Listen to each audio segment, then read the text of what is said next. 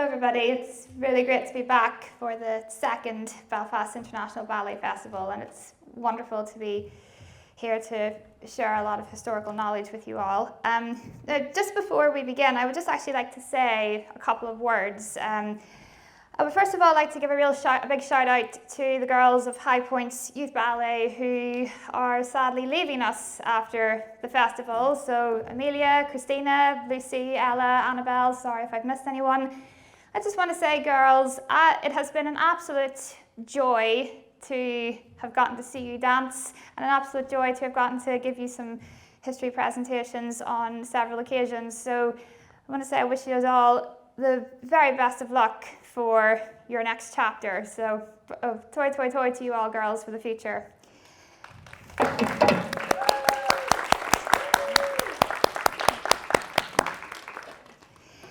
And then, second of all, I just want to say that, of course, outside of the theatre, we are living in a very, very dark world of dark times, where there's so much suffering going on.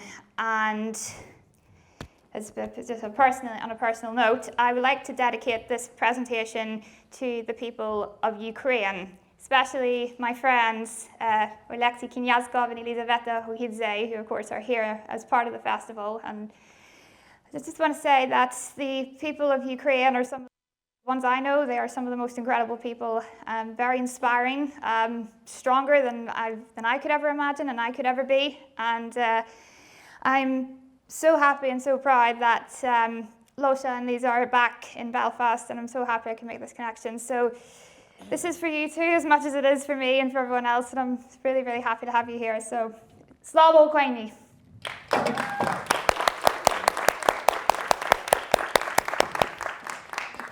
Thank you. Okay, so as Jake was explaining, I am here today to give a presentation, and apologies in advance if we go over time, Jake. But the presentation this year will be the Fairy Doll and La Bayadère. So beginning with the Fairy Doll. The Fairy Doll is a one-act ballet in two scenes, but it's one of the most rarely performed ballets today because it's deemed a student's ballet. It's traditionally performed by the Vaganova Academy in St. Petersburg and several schools in the West, but it's absent from the main stage, even though it wasn't even created as a student's ballet. And I hope this works. Yeah. Okay. And this is a drawing of the decor of the very first Fairy Doll production.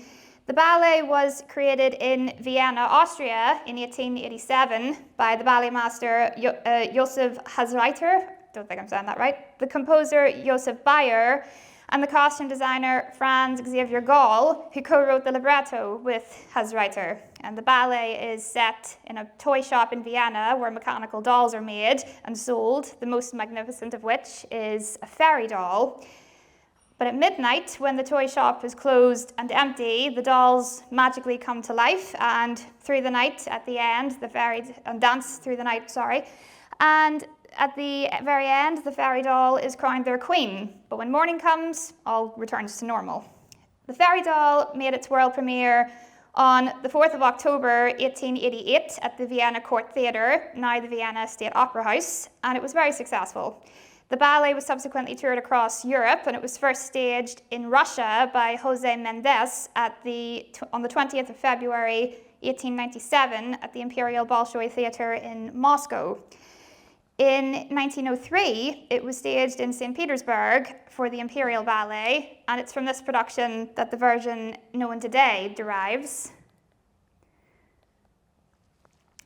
The 1903 production was staged by the brothers Nikolai and Sergei Lagat, pictured here. That's Nikolai on the left and Sergei on the right. The Lagat brothers were two of the greatest male dancers of their time. They were two of Marius Petipa's star dancers. For their production, the story stayed the same, but the setting was changed from Vienna to 1830s St. Petersburg, and the decor and costumes were designed by Leon Bakst, who is most famous for his collaboration with Sergei Diaghilev and the Ballet Russe, for whose repertoire he designed most of the decor and costumes. And here are some of Bach's designs for costume designs for the fairy doll. So we've got the bunny drummer, the Japanese doll, and the fairy doll. Also for the 1903 production, several new music numbers were added to Bayer's score for new characters, some of which had already been added in Moscow, and most of these additions are still used today. Those new numbers included the March of the Toy Soldiers. This is set to music by Tchaikovsky. It's the fourth movement from his Suite No. 1 in D major, known as the Miniature March. The variation of the Baby Doll is set to music by the Russian composer Anatoly Lyadov, who composed many works for piano and briefly worked with the Ballet Russe. And the variation of the Russian dolls. The Russian dolls were introduced in the Moscow production. And in the 1903 production, their dance number was set to music by Anton Rubinstein, but the music that's used today is not Rubinstein's. It's by the Italian composer Cesare Pugni, and it's from his and Petipa's grand ballet, The Pharaoh's Daughter, which premiered in 1862. The music is for the variation of the River Neva, which is from a grand pas in an underwater kingdom scene in Act 2 that features 6 soloists who represent different rivers from around the world. And then finally, for the 1903 production, 2 new music numbers were composed and added by the Italian composer Riccardo Drigo, the variation of the French doll and the pas de trois. And then this is a photo from around 1910. This is Olga Preobrazhenskaya, Nikolai Legat, and Mikhail Obukov in the pas de trois. So the pas de trois is the ballet's most famous piece, and it's the only one that sometimes appears on the main stage. And there's an interesting theory about its creation. Firstly, it was created to follow the custom of creating a new pas for the leading ballerina in a new production of an existing ballet. But the theory goes that its concept is about the personal life of the first ballerina who danced it. And here she is. This is Matilda Shushinskaya, prima ballerina, imperial mistress, and supreme diva absolute. Yes. Shushinskaya was one of the great ballerinas of her time, but she was also quite a character. She was ambitious and intelligent, but she was also ruthless, manipulative, and very selfish. And she's arguably more famous for her scandalous love life than her career. And here's what happened. In 1890, when she was 17, she met the then Tsarevich Nikolai Romanov, the future Tsar Nicholas II, when he and his family attended her graduation performance, and a year later, she became his mistress. Shushinskaya, as she said, was madly in love. But for Nicholas, it seems his love was more platonic than romantic. They broke up in 1894 when he was finally able to propose to the real love of his life, Princess Alix of Hesse, the future Tsarina Alexandra, and he assigned his cousin, the Grand Duke Sergei Mikhailovich, to be Shushinskaya's protector. And Shushinskaya would, even though she was a great artist and she certainly earned much of what she got, she would use her connections to the imperial court to advance her career. So everyone in the theatre had to put up with her diva behavior and her countless shenanigans. And then in 1900, she met and fell in love with the Tsar's other cousin, the Grand Duke Andrei Vladimirovich, whom she eventually married in 1921. That's Andrei on the left, and that's Sergei on the right. But when she and Andrei got together, she didn't break up with Sergei. So the two cousins would share the same woman for over a decade. And things only got more complicated in 1902 when Shushinskaya gave birth to her son Vladimir, known as Vova for short, because both Grand Dukes were convinced that they were Vova's father. But Shushinskaya was adamant that Andrei was the father. So what's all this got to do with the fairy doll pas de trois, you may be asking? Well, the concept of the pas de trois is the fairy doll being courted by the two Pierrots who are vying for her hand, just like Shushinskaya was being courted by Andrei and Sergei at the same time. So According to the theory, the fairy doll Pas de Trois is a play on Shushenskaya's Ménage à Trois with the two Grand Dukes. Now, there's no evidence proving that the theory is true, I admit that. It could just be some anti-Shushenskaya rhetoric, but to be honest, I do think it is plausible. They all had a sense of humour back then, and it certainly gives a whole new meaning to the Pas de Trois, doesn't it? So, something new for Angela, Stephen, and Oscar to think about. Yeah. Okay. And then here we have three original cast members from the 1903 production. So we've got, on the left, Agripina Vaganova as the Chinese doll, Anna Pavlova as the Spanish doll, and then I think that's Olga Chumakova as the French doll. So the Legat brothers' production of the fairy doll premiered at the Imperial Hermitage Theatre on the 7th of February 1903 with Shushenskaya as the fairy doll and Sergei Legat and Mikhail Fokine as the two Pierrots. Fokine was stepping in for an injured Nikolai Legat. The ballet remained in the repertoire until 1925, and it was around this time that it was first staged for the students in Moscow and Leningrad, as St. Petersburg was now called. And then in 1989, Soviet ballet master Konstantin Sergeyev staged the ballet for the Vaganova Academy, and it's his version, which is based on the Legat brothers' version that stands today. But before the first students' production, the ballet was being taken around the world by Anna Pavlova, pictured here. Pavlova debuted as the fairy doll in 1904, and it was clearly one of her favourite roles. She later added the ballet to her company's repertoire, and she performed it all over the world. And several figures from the British Ballet saw her dance the fairy doll, including Sir Frederick Ashton, who saw her dance it when he was a teenager in 1917. So to close the section of the fairy doll, I'm going to try and play a short video clip. I hope this works. If it does, it's a short video clip from the 1920s of Pavlova as the fairy doll. So I hope this works.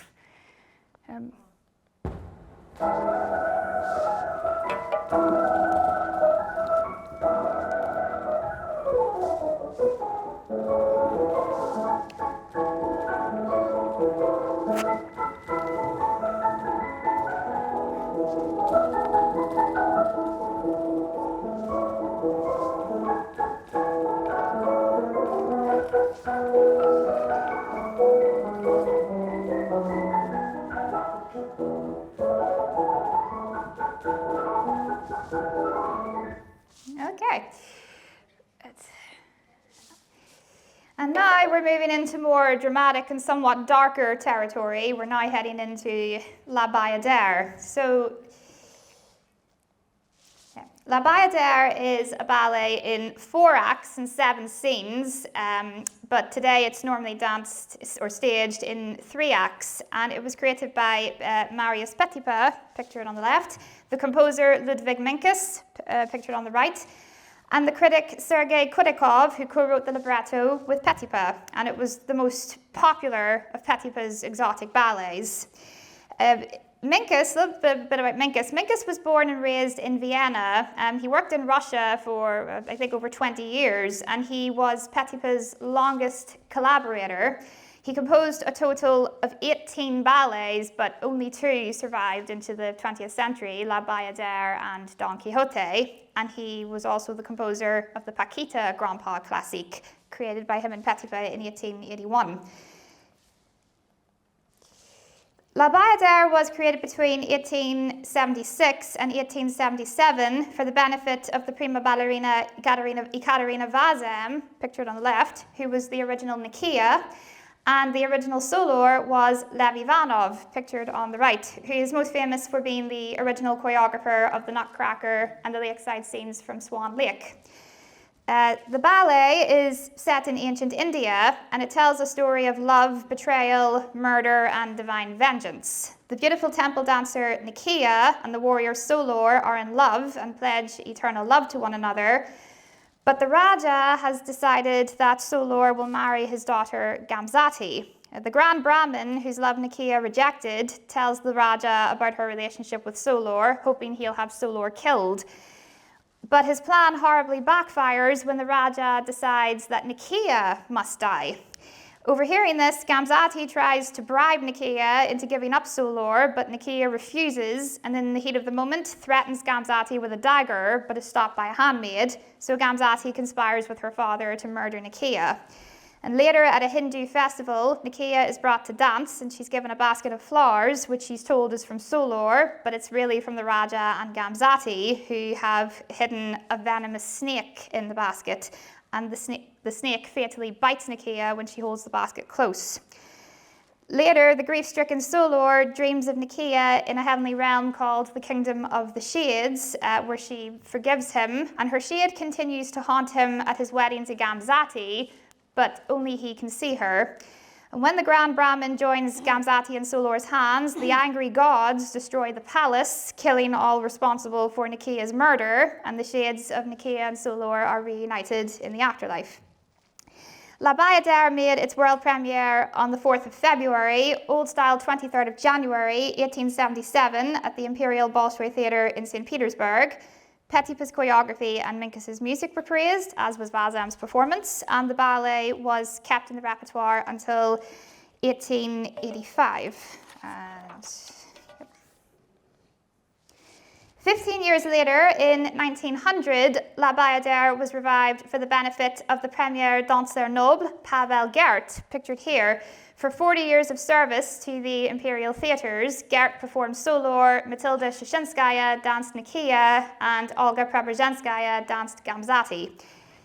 Gert did not dance. Instead, he did all the acting and most of the partnering, primarily because he was 56 years old at the time. And if you think that's crazy, he held on to the role afterwards, and he gave his last performance as Solor on the 1st of May, Old Style 19th of April 1907, when he was 62. Yes, Jake. So the revival premiered on the 15th of December, Old Style 3rd of December 1900 at the Imperial Mariinsky Theatre, and subsequently La Bayadère was once again a prominent member of the repertoire, and this time it was here to stay. La Bayadère was notated by Nikolai Sergeyev and his assistants, and this is one of the pages of the notation scores for La Bayadère. This is the entrance of the shades. If you look up at the top corner, you can see that the 48 number. But all modern productions derive from the 1941 Kirov ballet production that was staged by Vladimir Ponomarev and Vakhtang Shabukiani, which is credited as, quote, after Petipa. The most famous modern productions include Natalia Makarova's production and Rudolf Nureyev's production. But in the 21st century, we saw two historically better informed productions where the aim was to restore the ballet to as close as we can get to Petipa. And first was in 2002 when Sergei Vikarev staged a new production for the Mariinsky Ballet, in which he aimed to restore Petipa's original ballet, but not pretending it to be an academic reconstruction for various reasons. And then in 2018, Alexei Ratmansky staged a new production for the Staats Ballet Berlin with the same aim, to restore Petipa. And for both productions, they used the notation scores by Nikolai Sergeyev to reconstruct Petipa's choreography, but it was Ratmansky who was more faithful to the scores. Unfortunately, Vikarev retained most of the Soviet choreography. So we're going to have a look at some of the experts that are part of the festival and look at the history behind them and how they've changed since Petipa, starting with Nicaea's La Monde, which is being performed by the very talented Holly Brown, and the Kingdom of the Shades from Act 3, Scene 2, which is being danced by the very talented ladies of High Points Youth Ballet. And here we have Anna Pavlova as Nicaea. This is in Nicaea's death scene. So Nicaea's La Monde is where she expresses her sadness about Solor's engagement at a Hindu festival of Badrinatha. And a big difference between today's version and Petipa's version is that originally Nicaea dances with a prop veena, which is a type of Indian guitar. And the significance of this is that it's connected to Act 1, Scene 1. One of the numbers from Act 1 is the solo flute number, which is danced today by Nicaea with a water pitcher. But originally, this is no dance at all. It's a romantic scene where Nicaea appears at a window in the temple and she plays a melody on her vina while Solor listens and watches on from outside. That's what the solo flute melody is representing, and it was in the Soviet productions. I think it was Ponomarev who changed it to the dance where Nicaea uses fetching water as a pretext to look for Solor. And I should also say that Solor and Nicaea's meeting today is a romantic pas de deux. It wasn't a pas de deux under Petipa, it was a mime scene. The pas de deux, that was added by Konstantin Sergeyev in 1947. So when Nicaea is brought to dance, she's playing on her vina a variation of the melody she played in the previous act, which makes Solor even more remorseful. And another variation of this melody appears in Act 3, accompanying her shade. So it connects three of the acts. And eventually the vina was removed, and unfortunately the variation is not notated. So when Vikarev and Ratmansky staged their respective productions, they retained the Soviet choreography, but they restored the vina. So I'm going to see if I can show you a video clip from Ratmansky's production. This is Polina Semyonova, is Nicaea. Yeah.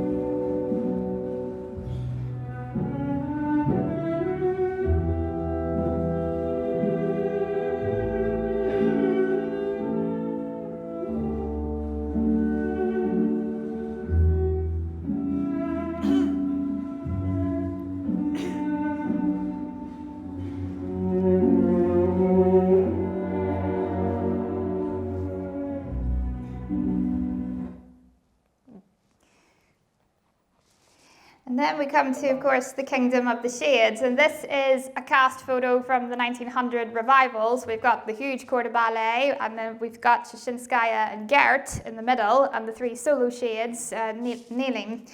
So the Kingdom of the Shades is one of the most famous scenes in all of ballet, and one of Petipa's most celebrated compositions. In most modern productions, this is the ballet's final act, because it became so in the Soviet Union, but that's not how it's meant to be. And so I'm going to take you through a couple of the changes made to the act. In Petipa's version, the third act begins with an important scene that is omitted today. Solor is in his room grieving for Nicaea, and he gets an unwanted visit from Gamzati, who tries to win him over.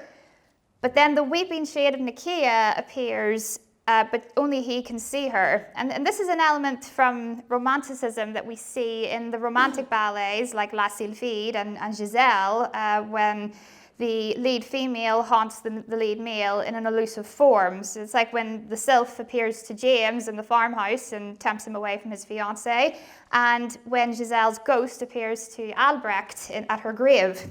Here, Nicaea's shade is reminding Solor of his vows, but it's also a warning that danger is coming.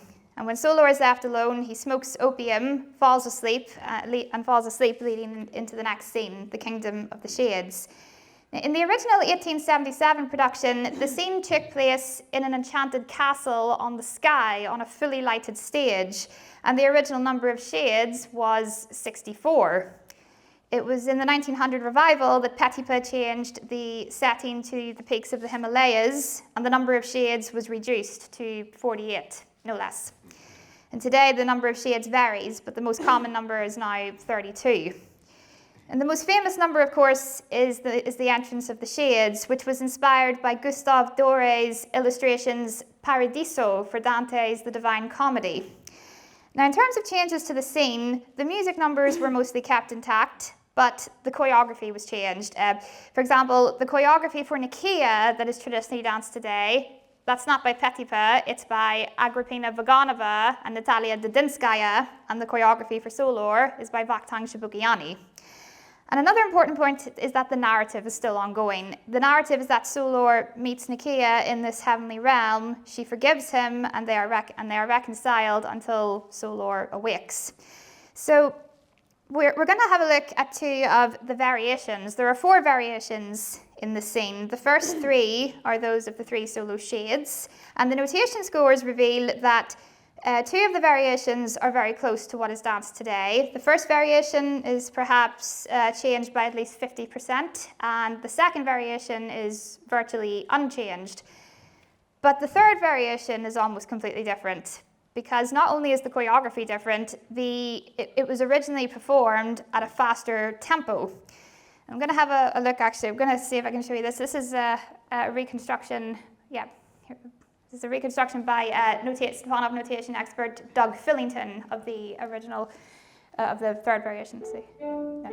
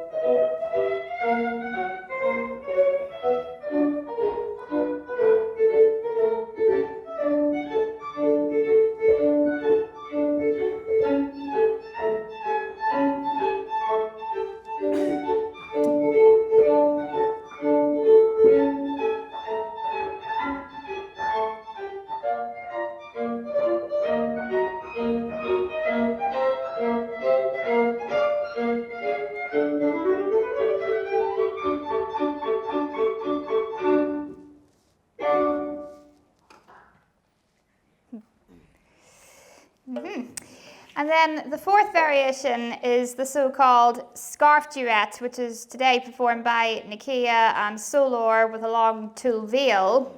But under Petipa, this is not a duet, it's a solo for Nikia. What happens is that Nikia enters holding one end of the veil, and the other end is attached to a wire from above the stage. She dances with the veil, and then she lets it go, and it flies away and disappears into the fly space. Ekaterina Vazem, the original Nikia, mentions this in her memoirs. She wrote, "I had great success in the variation accompanied by Leopold Orr's violin solo with the veil, which flies upwards at the end."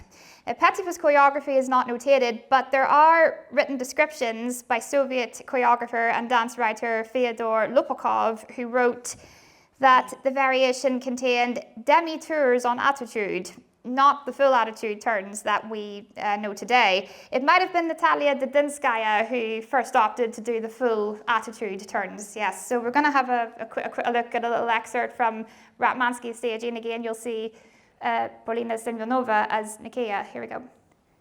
This works. Oh.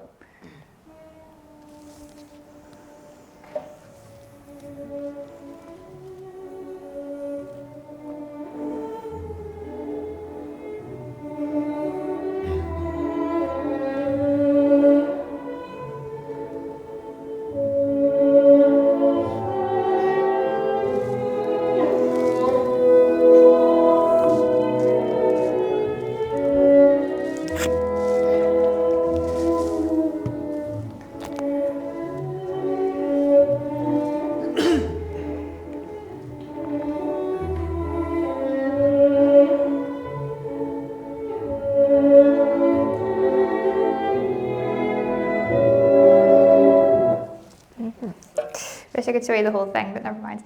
Okay. And then, of course, we have the Grand Coda and the finale.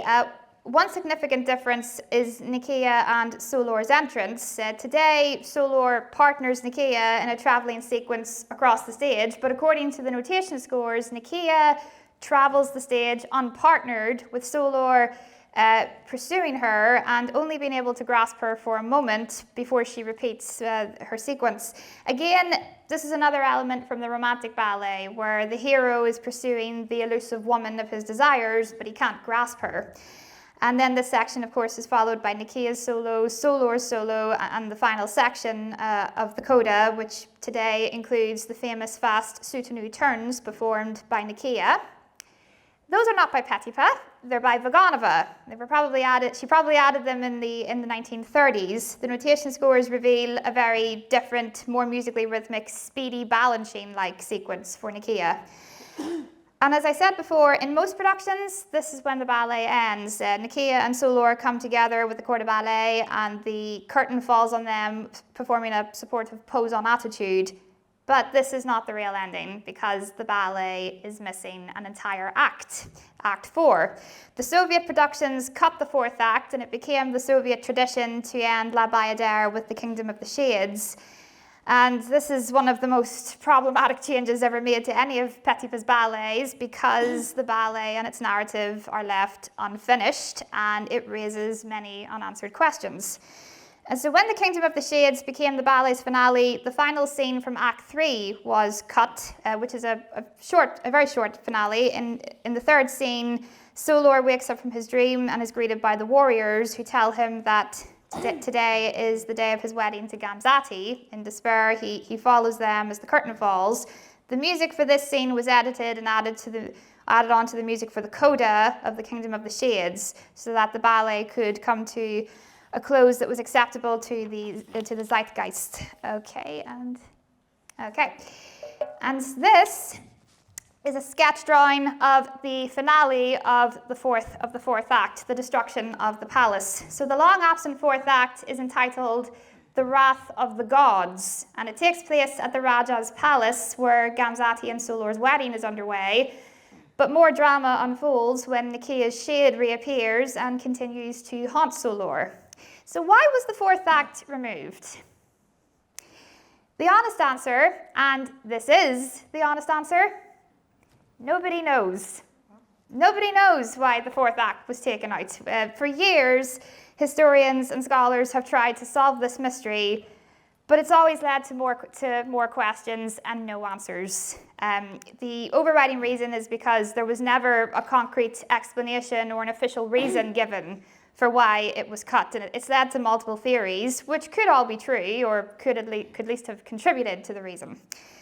So the last performance of the fourth act was at the former Imperial Mariinsky Theatre in 1924, and some modern productions have presented new versions of the final act, most notably Natalia Makarova's production.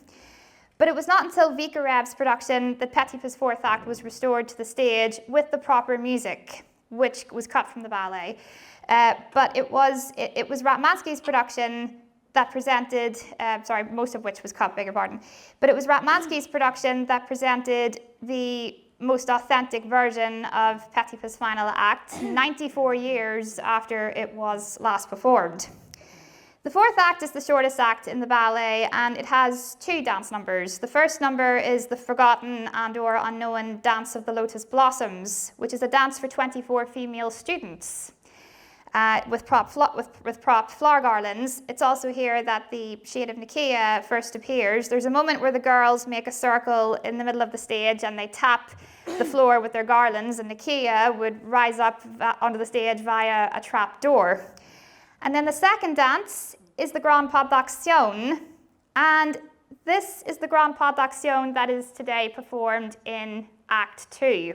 By Gamzati, Solor, the four bayadères, and two male dancers. That's not from Act 2, it's from Act 4. It's been in the incorrect place for so many years. It was transferred to Act 2 in the 1920s when the fourth act started to disappear. By 1941, the choreography had been heavily revised, the original concept and narrative had disappeared, and it was changed from a pas d'action into a standard classical pas. New variations were introduced for Gamzati and Solor, and the original coda was cut. And Gamzati was weaved into the coda for the Grand Divertissement, where she traditionally performs a standardized sequence of various types of fouettes. But I think these fouettes were added after 1941. I think maybe in the 1950s they first appeared. Yeah. In its original form, the Grand Pas d'Action is performed by the shade of Nikia, Solor, Gamzati, four choreographies, and a cavalier who did the dancing for Pavel Gert in 1900. The original concept is that Solor is dancing with Gamzati at the wedding, but the shade of Nikia continues to haunt him and intercedes in the dancing, but she's only visible to him, so everybody else thinks he's going mad, he's losing the plot. Okay, so, well, we're now at the end of the presentation, and Well, what better way to end than with the real ending of La Bayadere? The finale is filled with drama from the start. Gamzati is presented with a basket of flowers, which happens to be identical to the one that was given to Nikia. Horrified, she rejects the basket because it reminds her of her crime, and she pleads with her father to complete the wedding ceremony. The Grand Brahmin joins Gamzati and Solor's hands in marriage, but before he can finish, the skies darken, thunder rolls, lightning strikes, and the palace is destroyed by a great earthquake sent by the angry gods to avenge Nikia's murder, and everyone is killed. The ballet then concludes with an apotheosis in which the shades of Nikia and Solor are reunited. And according to the artist Alexander Benoit, the 1900 apotheosis used the effect of golden rain, and another eyewitness wrote, "The shade of Nikia hovers in the air, drawing the shade of her beloved Solor to the mountain heights where a ravishing pagoda is visible in the golden rain." Unfortunately, neither Vikarev or Ratmansky restored this, but try and imagine that wonderful image, if you can, of Nikia and Solor flying away together through the golden rain to the pagoda in the Himalayas. I hope one day we'll see this restored. Yeah. So, as I wrap up, I just want to say again, huge thank you to Jake and Anna and Rana for arranging this incredible festival, and thank you again for inviting me to be a part of it. And yes, and thank you to all my wonderful audience and friends, and a big toi to everyone for today's performance. So we'll finish off in the most appropriate way, if the video works, with the finale and apotheosis of Petipa's La Bayadere as staged by Ratmansky. So thank you, everyone.